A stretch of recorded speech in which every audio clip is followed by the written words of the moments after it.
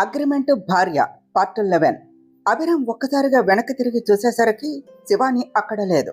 అతను చుట్టూ వెతికాడు, కానీ ఆమె మాయమైపోయింది. రవి వచ్చి, సార్, క్లయింట్ వచ్చారు సార్, పదండి అనటంతో అభిరామ్ తప్పక వెళ్ళిపోయాడు.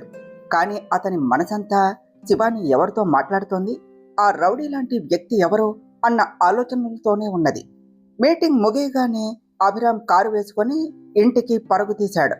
గదిలోనికి వెళ్ళేసరికి శివాని అక్కడ లేదు. ఇంకా రాలేదేమిటి, ఎక్కడికి వెళ్ళింది ఈ అమ్మాయి అని ఆలోచిస్తూ ఉన్నప్పుడే బాత్రూమ్ తలుపు తీసి శివాని స్నానం చేసి బయటకు వచ్చింది. అభిరామ్ ఎప్పుడు వచ్చారు అని అడిగింది. ఇప్పుడే వచ్చాను, మరి నువ్వెప్పుడొచ్చావు అని అడిగాడు అభిరామ్. శివాని గొంతులో వణుకు లేకుండా, అరగంట క్రితమే వచ్చాను అభిరామ్, ఈరోజు క్లాసులు ఇంపార్టెంట్ కావడంతో లేట్ అయ్యింది అని చెప్పి వెళ్ళిపోయింది. శివాని అబద్ధం ఎందుకు చెప్తోంది, ఏదో దాస్తోంది అని అభిరామ్ మనసులో అనుమానం బలపడింది. డిన్నర్ టైంలో శివాని ఫోన్ వంక చూస్తూ కంగారుగా ఉండటం అభిరామ్ గమనించాడు. ఏమైంది శివాని, ఏదైనా ప్రాబ్లమా అని అడిగితే శివాని భయపడిపోయి, లేదు, ఎగ్జామ్స్ టెన్షన్ అని చెప్పి అతన్ని హత్తుకున్నది. అభిరామ్, ఈరోజు నిన్ను చాలా మిస్ అయ్యాను అని ఆమె అన్న అభిరామ్ మనసులో మాత్రం ఆమె అపరిచిత వ్యక్తితో మాట్లాడిన దృశ్యమే మెదలుతూ ఉన్నది. రాత్రి సమయం. ఎప్పటిలాగే ఇల్లంతా, ఇంట్లోని మనుషులు అంతా గాఢ నిద్రలో మునిగిపోయి ఉన్నారు. కానీ బెడ్రూమ్లో మాత్రం వాతావరణం చాలా నిశ్శబ్దంగా, గంభీరంగా ఉన్నది. అకస్మాత్తుగా బెడ్ పక్కన టేబుల్ మీద ఉన్న శివాని ఫోన్ బుస్ బుస్ అంటూ సైలెంట్గా వైబ్రేట్ అయ్యింది. ఆ చిన్న శబ్దాన్ని పక్కనే పడుకుని ఉన్న అభిరామ్ కూడా విన్నాడు. కానీ అతను ఏమాత్రం కదలకుండా కళ్ళు మూసుకుని ఉన్నాడు. ఎందుకంటే ఈరోజు ఎలాగైనా, ఎట్టి పరిస్థితుల్లోనైనా శివాని దాస్తున్న ఆ అసలు నిజాన్ని, ఆమె అసలు రంగును తెలుసుకోవాలి అని అతను మనసులో గట్టిగా, బలంగా నిశ్చయించుకున్నాడు. తన ఫోన్ వైబ్రేట్ అవటం వినగానే శివానికి ఒక్కసారిగా మెలకువ వచ్చింది. ఆమె ఎంతో కంగారుగా చుట్టూ చూసి వెంటనే ఫోన్ ఆన్ చేసి నోటిఫికేషన్ చెక్ చేసింది. అందులో ఒక సీక్రెట్ మెసేజ్ వచ్చింది. ఆ మెసేజ్ చదవగానే ఆమె ముఖంలో తీవ్రమైన ఆందోళన, ఒక విధమైన కసి కనిపించాయి. ఆమె మెల్లగా పక్కకు తిరిగి అభిరామ్ వైపు చూసింది.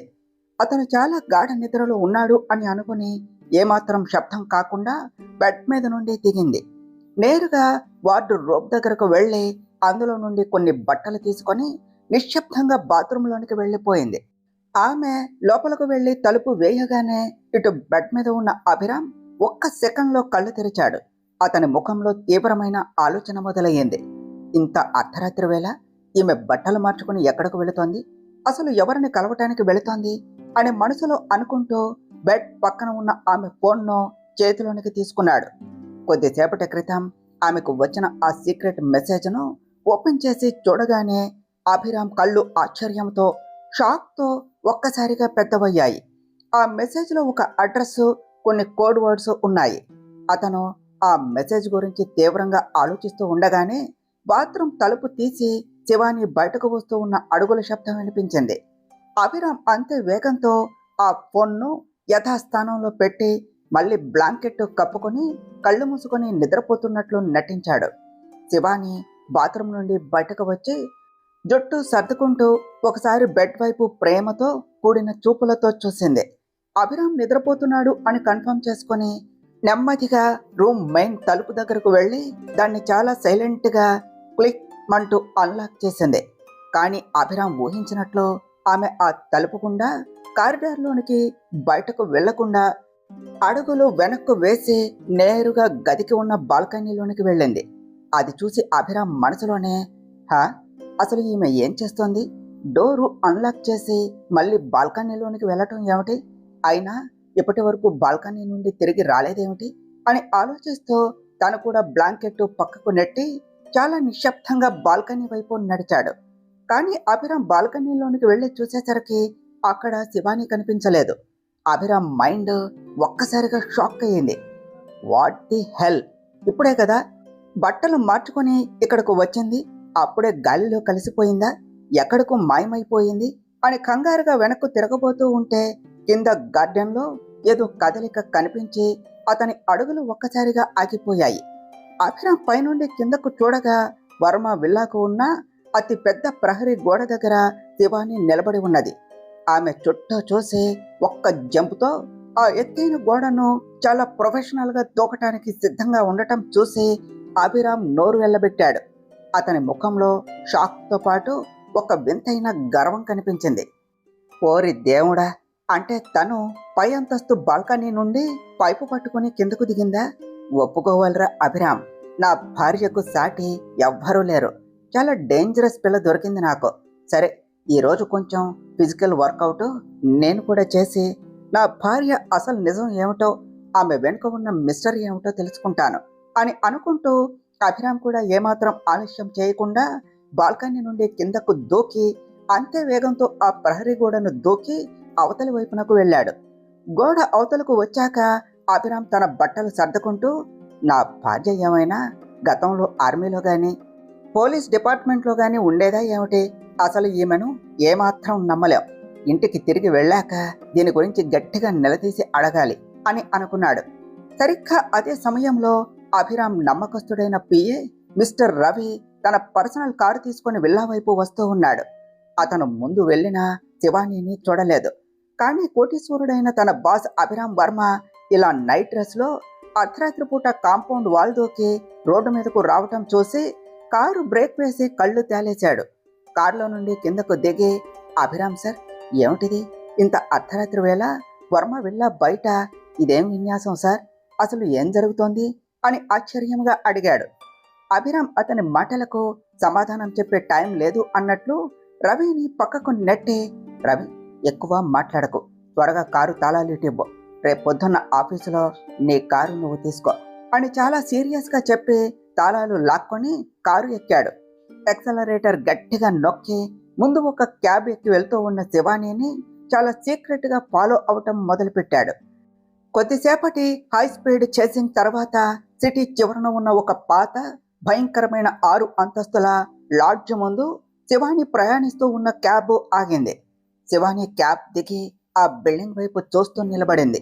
కొంచెం దూరంలో కారు ఆపి చీకట్లో నిలబడిన అభిరామ్ ఆ బిల్డింగ్ వైపు చూసి, శివాని ఫోన్కు వచ్చిన మెసేజ్లో ఉన్న అడ్రస్ ఇదే, ఎక్కడికైనా తను వచ్చింది, అసలు ఈ పాడుపడిన లాడ్జిలో తను ఎవరిని కలవటానికి వచ్చింది, అది కూడా ఇంట్లో వాళ్ళందరి కళ్ళు కప్పి ఇంత అర్ధరాత్రి వేళ ఒంటరిగా రావాల్సిన అవసరం ఏమున్నది అని అనుకుంటూ కారు దిగాడు. శివాని తన బ్యాగ్లో నుండి ఒక బ్లాక్ మాస్క్ తీసి ముఖానికి కట్టుకున్నది.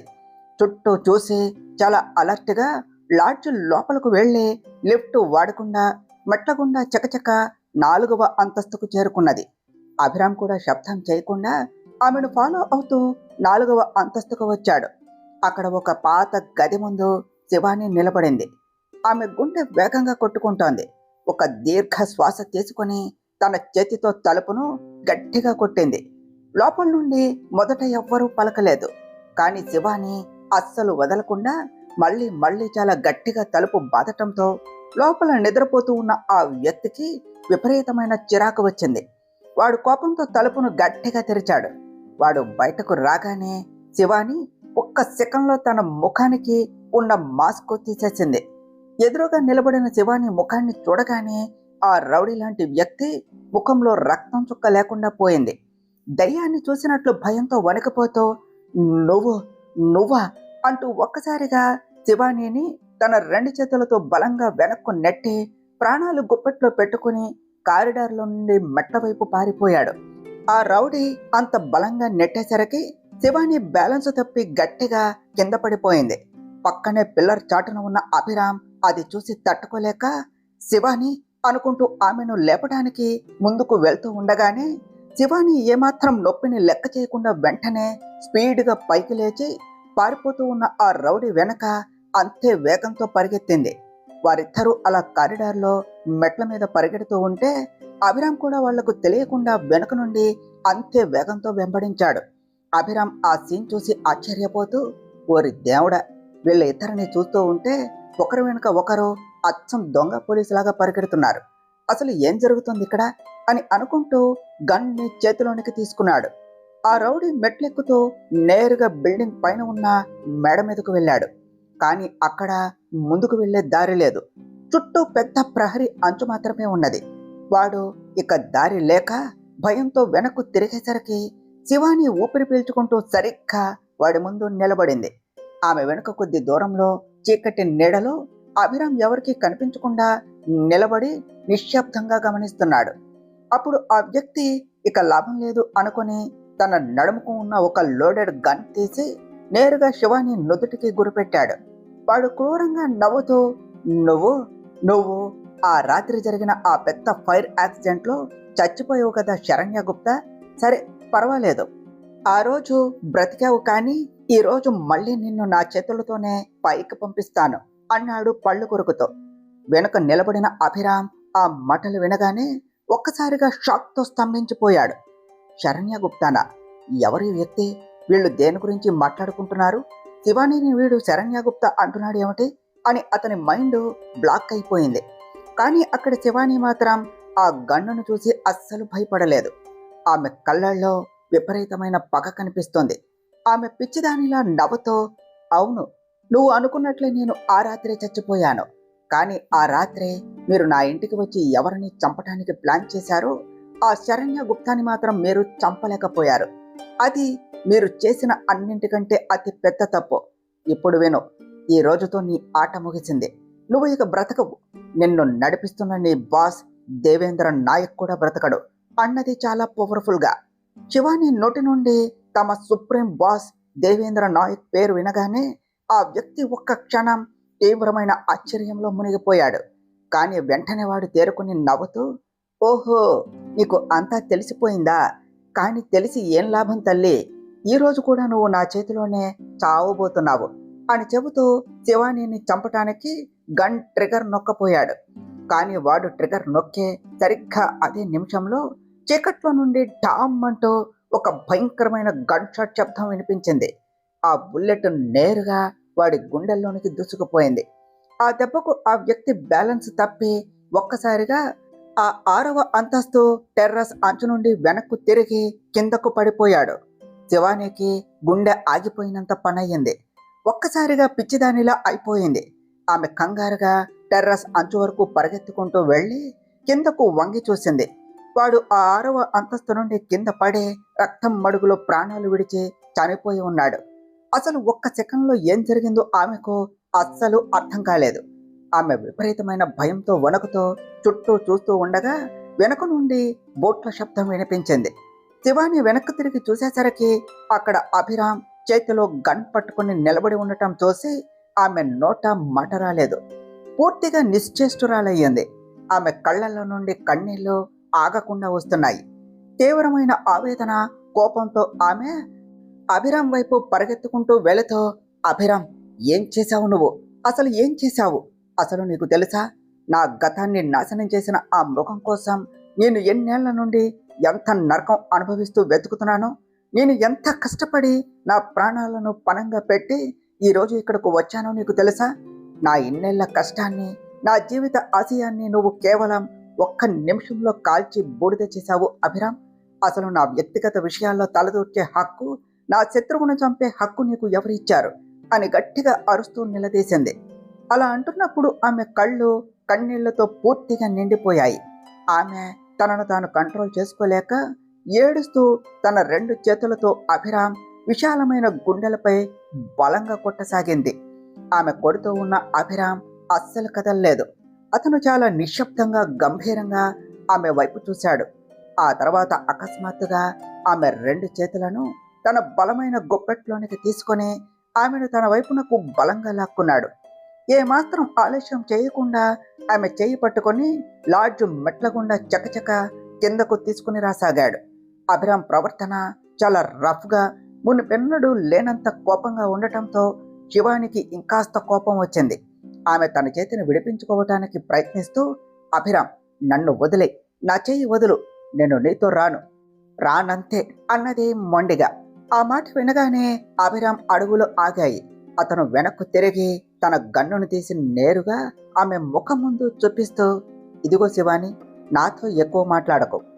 ఆ పైన చచ్చిపడి ఉన్న వ్యక్తిలాగే నిన్ను కూడా ఎప్పుడే పైకి పంపటానికి నాకు ఎక్కువ సమయం పట్టదు.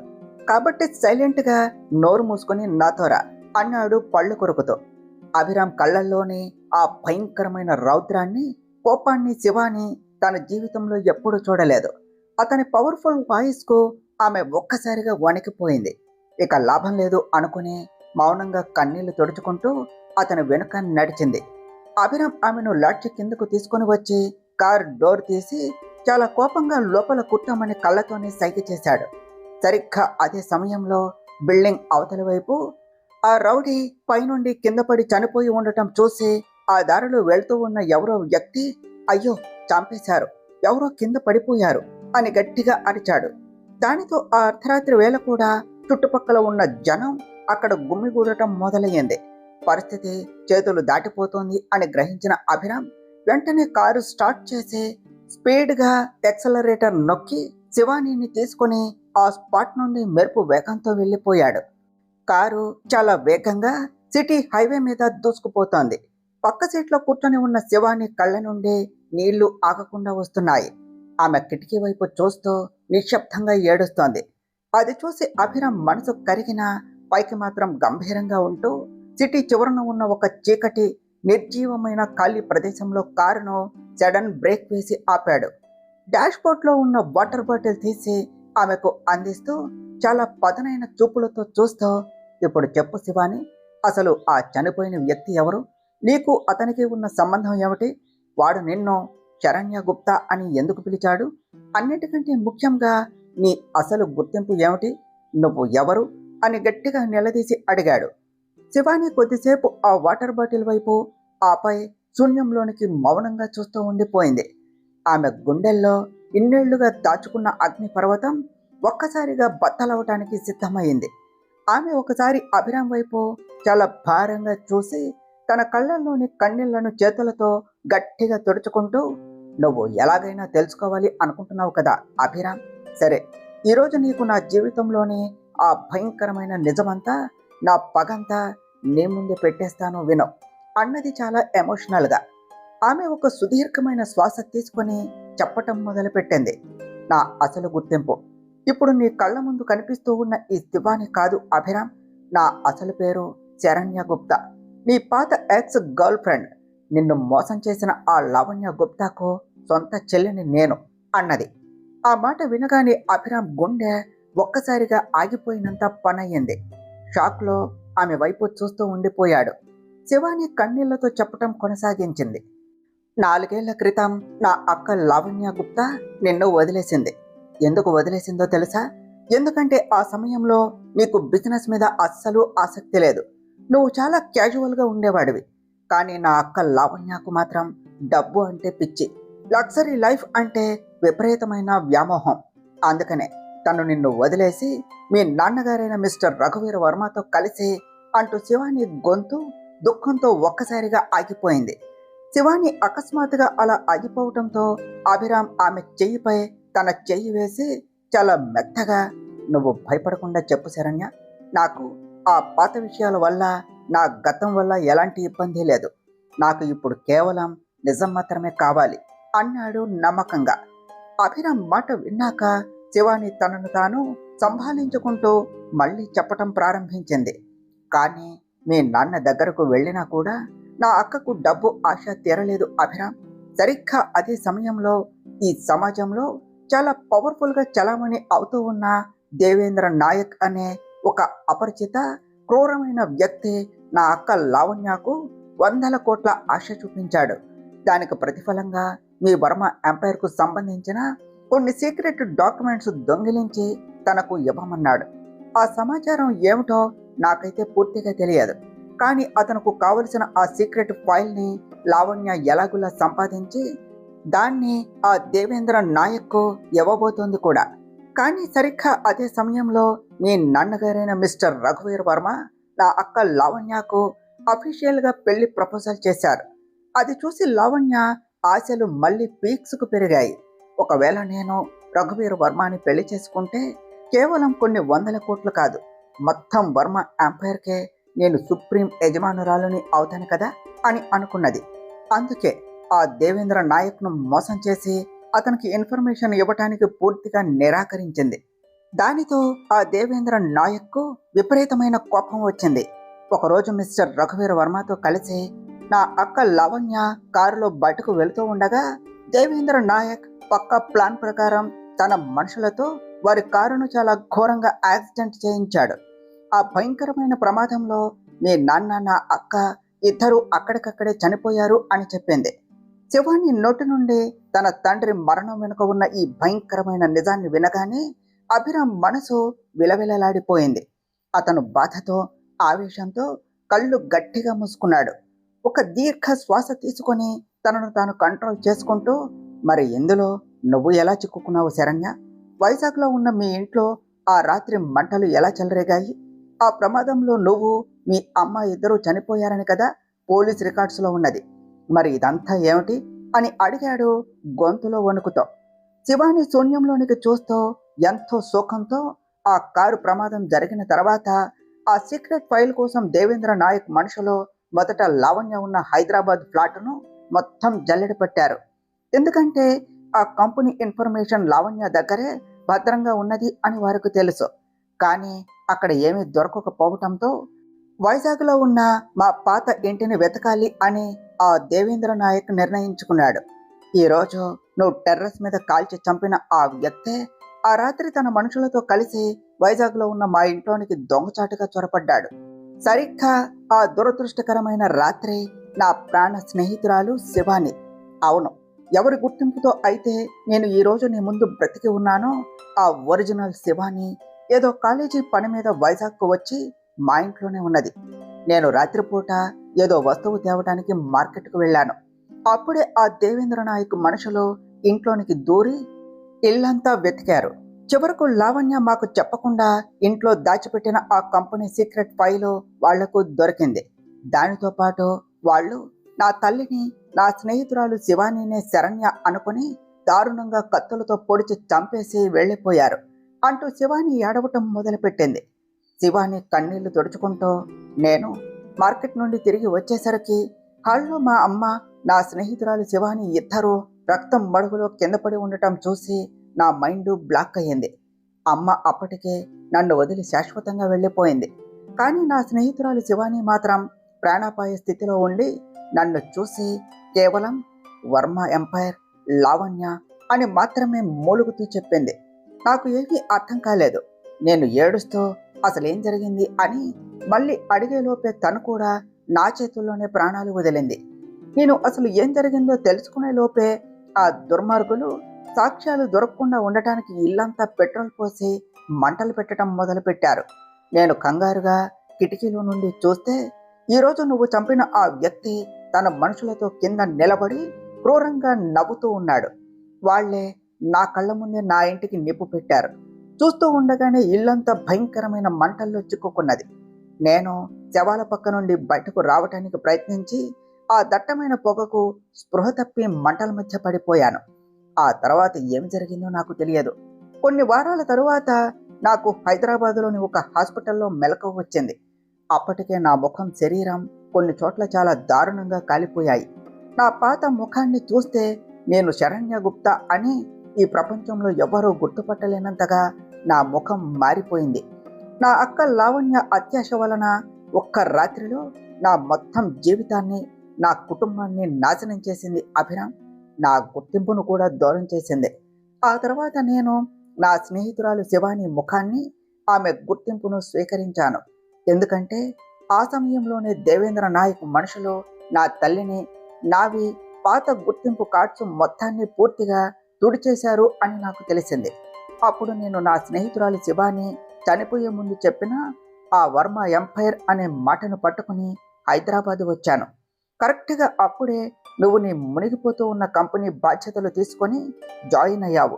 నా స్నేహితురాలు శివాని కూడా హైదరాబాద్లోనే ఉండేది కాబట్టి ఆమె స్థానంలో ఉండి వర్మ ఎంపైర్ గురించి, ఆ రాత్రి మా కుటుంబాన్ని చంపిన ఆ దేవేంద్ర నాయక్ గురించి వెతకటం మొదలుపెట్టాను. ఈ 4 ఏళ్ల కఠినమైన కష్టం తర్వాత ఈరోజు నాకు ఆ రౌడీ దొరికాడు. వాడు ఆ దేవేంద్ర నాయక్ ఎవరో, వాడి అడ్రస్ ఏమిటో ఖచ్చితంగా చెప్పేవాడు. కానీ నువ్వు వాడిని కాల్చి చంపి అంతా నాశనం చేశావు అభిరామ్ అన్నది ఎంతో ఆవేదనతో. శివాని అలియాస్ శరణ్య నోటి నుండి ఆ భయంకరమైన గతాన్ని, తన తండ్రి మరణం వెనుక ఉన్న చేదు నిజాన్ని విన్నాక అభిరామ్ ఒక్కసారిగా తీవ్రమైన ఆశ్చర్యంలో మునిగిపోయాడు. కానీ ఆ గతం కంటే కూడా ఒకే ఒక్క విషయం అతని మైండ్ను విపరీతంగా ఆలోచింపచేసింది. అంటే మా సీక్రెట్స్ దొంగిలించడానికి చూసిన ఆ అపరిచిత వ్యక్తి ఈ దేవేంద్ర నాయకేనా? అసలు ఎవరి దేవేంద్ర నాయక్? నేను ఈ బిజినెస్ సామ్రాజ్యంలో ఇంతకాలం నుండి ఉన్నా ఎప్పుడు ఎక్కడ ఇతని పేరు వినలేదే. మా వర్మ కుటుంబంతో, మా బిజినెస్ ఎంపైర్తో ఇతనికి ఉన్న ఆ పాత శత్రుత్వం ఏమిటి? ఒకవేళ ఇతని పగ శత్రుత్వం కేవలం మా నాన్న రఘువీర వర్మతోనే ముగిసి ఉంటే, నాన్న ప్రమాదంలో మరణించిన తర్వాత వాడు సైలెంట్ అయిపోవాలి కదా. కానీ ఎప్పటికీ వాడు మా కంపెనీ సీక్రెట్స్ కోసం వెతుకుతున్నాడు అంటే వాడి అసలు లక్ష్యం ఏమిటి అని అభిరామ్ చాలా దీర్ఘంగా గంభీరంగా ఆలోచించసాగాడు. అభిరామ్ అలా సీరియస్గా ఆలోచిస్తూ మౌనంగా ఉండిపోయేసరికి పక్క సీట్లో ఉన్న శివాని మనసు విపరీతంగా కలత చెందింది. అభిరామ్ తన అక్క లావణ్య చేసిన మోసాన్ని మనసులో పెట్టుకొని తనను అసహ్యించుకుంటున్నాడేమోనని ఆమె తీవ్రమైన బాధతో పొంగిపోయింది. ఆమె కన్నీళ్లు తుడుచుకుంటూ ఎంతో భారంగా, అభిరామ్, నా చేదు నిజం, నా అసలు గుర్తింపు నీకు తెలిసాక నువ్వు నాతో ఉండవు అని నాకు ముందే తెలుసు. నా అక్క చేసిన తప్పుకు నేను నీ ముందు నేరస్తురాలిగా నిలబడలేను. అందుకే ఈ నిజం నీకు ఎప్పటికీ తెలియకూడదు అని నా ఒరిజినల్ గుర్తింపు దాచిపెట్టాలి అని అనుకున్నాను అని ఏడుస్తూ చాలా వేగంగా కారు డోర్ అన్లాక్ చేసి బయటకు వెళ్ళిపోయింది. కానీ ఆమె కారు దిగే సరిగ్గా అదే మైక్రో సెకండ్లో అభిరామ్ మెరుపు వేగంతో స్పందించి ఆమె చేయిని గట్టిగా పట్టుకుని తన వైపునకు బలంగా లాక్కున్నాడు. మరుక్షణమే శివాని నేరుగా అతని విశాలమైన గుండెపై వచ్చి పడింది. ఆమె ఏమిటి అని కళ్ళు పైకెత్తి చూసేలోపే అభిరామ్ ఏమాత్రం ఆలోచించకుండా విపరీతమైన ప్రేమతో తన పెదవులను ఆమె ఎర్రటి పెదవులపై ఉంచి చాలా బలంగా గాఢంగా ముద్దు పెట్టుకున్నాడు. అభిరామ్ అంత హఠాత్తుగా అంత ప్యాషనెట్గా లిప్ లాక్ ఇచ్చేసరికి శివాని కళ్ళు ఒక్కసారిగా పెద్దవయ్యాయి. ఆ ముద్దులో కోపం లేదు, కేవలం ఆమెను కోల్పోకూడదు అనే ఒక వైల్డ్ ప్యాషన్, ఆమెపై ఉన్న అపారమైన ప్రేమ, రక్షణ మాత్రమే ఉన్నాయి. ఆ ఘాటైన ముద్దు తర్వాత అభిరామ్ ఆమె ముఖాన్ని తన 2 చేతుల్లోనికి తీసుకుని నేరుగా ఆమె కళ్ళల్లోనికి చూస్తూ చాలా గంభీరంగా, ఇదిగో, now we are officially married Shivani, మనం పెళ్లి చేసుకున్న భార్యాభర్తలం. కాబట్టి ఇకపై నన్ను వదిలేసి ఎక్కడికైనా వెళ్ళాలి అనే పిచ్చి ఆలోచన కూడా నీ మైండ్లోనికి రానివ్వకు, చెప్తున్నాను అన్నాడు ఒక భర్తగా తన పూర్తి హక్కును చూపిస్తూ. అలా చెప్పి అభిరామ్ ఏమాత్రం ఆలస్యం చేయకుండా కారు స్టార్ట్ చేశాడు. కారును వేగంగా పోనిస్తూ కొద్దిసేపటికి హైదరాబాద్లోని శివాని పాత ఫ్లాట్ బిల్డింగ్ కింద తెచ్చి ఆపాడు. చుట్టూ చూసిన శివాని ఒక్కసారిగా ఆశ్చర్యపోతూ, అభిరామ్, ఇక్కడికి నా పాత ఫ్లాట్కు ఎందుకు వచ్చాం? మనం నేరుగా వర్మ విల్లాకు ఇంటికి ఎందుకు వెళ్ళటం లేదు అని అయోమయంగా అడిగింది. అభిరామ్ కారు ఇంజన్ ఆఫ్ చేసి ఆమె వైపు చూస్తూ, ఒకసారి కారు డాష్ బోర్డ్లో టైం ఎంత అవుతుందో చూడు శివాని, మనం అర్ధరాత్రి పూట ఏ దారిలో అయితే ఎవ్వరికీ తెలియకుండా బాల్కనీ నుండి బయటకు వచ్చామో అదే దారిలో ఇప్పుడు ఉదయాన్నే లోపలకు వెళ్ళటం అస్సలు సాధ్యం కాదు. ఈ సమయంలో విల్లాలో ఎవరైనా మనల్ని ఇద్దరిని ఇలా నైట్ డ్రెస్సుల్లో బయట చూస్తే ఇంట్లో వాళ్ళందరూ 100 రకాల ప్రశ్నలు అడగటం మొదలు పెడతారు. దానికి సమాధానం చెప్పటం ఇప్పుడు మనకు అవసరం లేదు అని చెబుతూ అభిరామ్ కారు దిగాడు. శివాని టైం చూస్తే అప్పటికే తెల్లవారుజామున కరెక్ట్గా 5 అవుతోంది. చుట్టూ తెల్లవారుతోంది.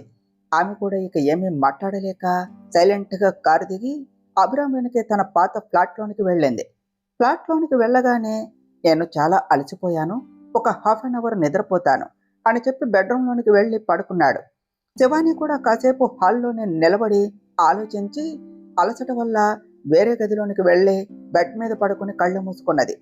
కొద్దిసేపటి తర్వాత కిచెన్లో నుండి గిన్నెల చప్పుడు, ఏదో వింతైన శబ్దం వినిపించడంతో శివానికి ఒక్కసారిగా మెలకువ వచ్చింది. ఆమె కంగారుగా బెడ్ మీద నుండి లేచి గది తలుపులు తీసుకుని బయటకు వచ్చి చూసింది. అక్కడ కిచెన్లో అభిరామ్ వర్మ ఆప్రాన్ కట్టుకుని చాలా సిన్సియర్గా బ్రేక్ఫాస్ట్ ప్రిపేర్ చేస్తున్నాడు. అభిరామ్ అలా వంట చేయటం చూసేసరికి శివాని ముఖంలో ఇన్నాళ్ళు లేని ఒక అందమైన స్వచ్ఛమైన చిరునవ్వు మెరిసింది. ఆమె మనసు చాలా తేలికగా అనిపించింది. వెంటనే ఆమె బాత్రూంలోనికి వెళ్ళి ఫ్రెష్ అప్ అయ్యి నీట్గా రెడీ అయ్యి బయటకు వచ్చింది. ఆమె వచ్చేసరికి అభిరామ్ ఆల్రెడీ బ్రేక్ఫాస్ట్ ప్లేట్లలో సర్వ్ చేసి డైనింగ్ టేబుల్ మీద కూర్చొని ఆమె కోసమే ఎదురు చూస్తూ ఉన్నాడు. గుడ్ మార్నింగ్ అభిరామ్ అని చాలా నెమ్మదిగా చెబుతూ శివాని టేబుల్ దగ్గరకు వచ్చి అతని ఎదురుగా ఉన్న కుర్చీలో కూర్చున్నది. కానీ అభిరామ్ మాత్రం గుడ్ మార్నింగ్ కూడా చెప్పకుండా చాలా మౌనంగా సీరియస్గా తింటూ ఉన్నాడు. అతను అలా కంప్లీట్ సైలెంట్గా ఉండటం చూసి శివానికి లోపల విపరీతమైన టెన్షను, భయము మొదలయ్యింది. ఆమె మనసులోనే పిచ్చిగా ఆలోచించటం మొదలుపెట్టింది. మనం పెళ్ళైన వాళ్ళం కాబట్టి నన్ను ఎక్కడికి వెళ్ళవద్దు అని అభిరామ్ గట్టిగా చెప్పాడు. కానీ అతను నన్ను నిజంగా ప్రేమిస్తున్నాడా లేక కేవలం బాధ్యతగా చూస్తున్నాడా? ఈ విషయం నేను ఇప్పుడే అతని ముందే అడగాల? ఒకవేళ అడగకపోతే అభిరామ్ మనసులో నాపై ఏమున్నదో నాకు ఎలా తెలుస్తుంది అని అనుకుంటూ చివరకు ఎలాగులా ధైర్యం తెచ్చుకొని ఆ నిశ్శబ్దాన్ని వీడింది. ఆమె అభిరామ్ కళ్ళల్లోనికి చూస్తూ, అభిరామ్, నువ్వు ఎప్పటికీ లావణ్య అక్కని మిస్ అవుతున్నావా? అంటే తనంటే నీకు మనసులో ఇంకా ఎక్కడైనా ఆ పాత ప్రేమ మిగిలి ఉన్నదా అని సూటిగా అడిగేసింది. అలా అంటున్నప్పుడు ఆమె గొంతు విపరీతంగా వణికింది.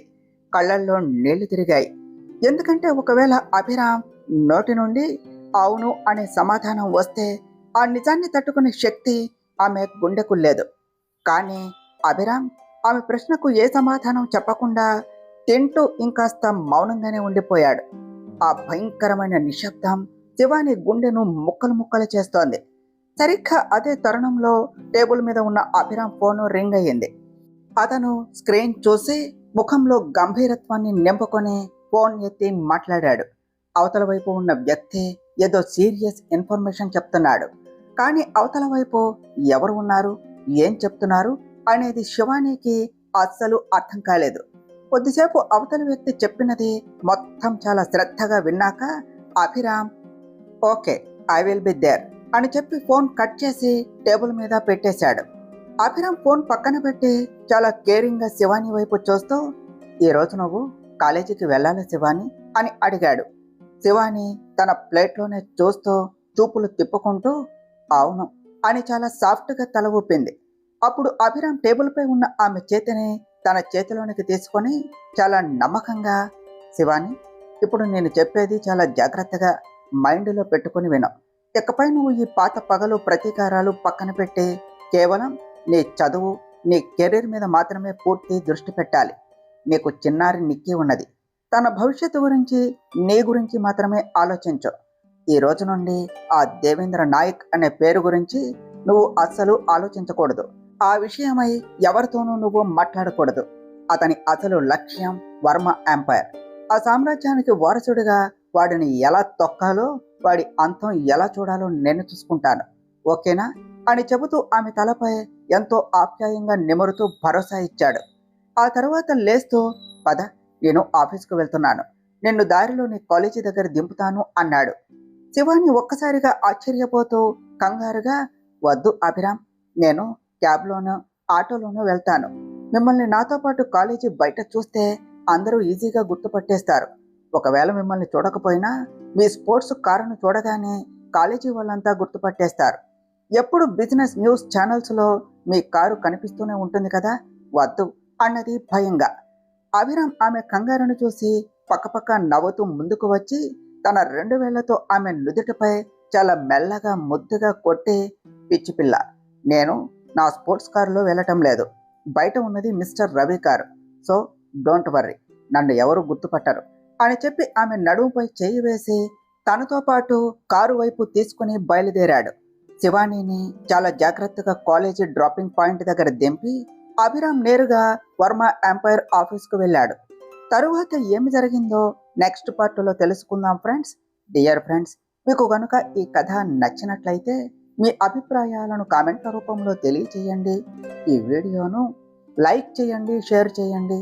మా ఛానల్ను సబ్స్క్రైబ్ చేసుకోండి ఫ్రెండ్స్. Thank you.